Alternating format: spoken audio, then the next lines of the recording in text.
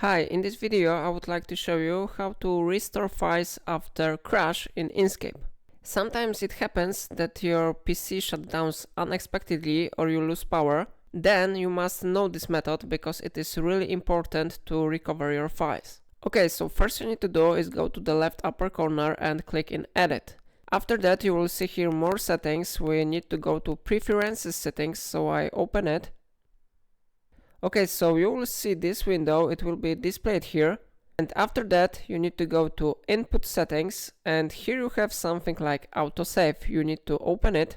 Okay, so if you had your autosave settings enabled, you will have here autosave directory path. You need to copy this path, so I select this, and after that I click Ctrl+C or right mouse button and copy. Now you need to open this directory, so I open it. Of course you can paste this path here and click enter. You will see here autosave file, yeah? So what you need to do now is drag and drop this file here on the Inkscape. So I will do it now. You will see here the settings.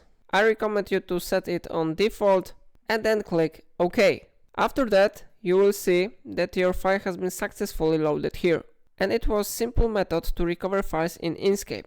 If you appreciate my work, leave a like on this video and subscribe my channel. Thank you for watching my videos.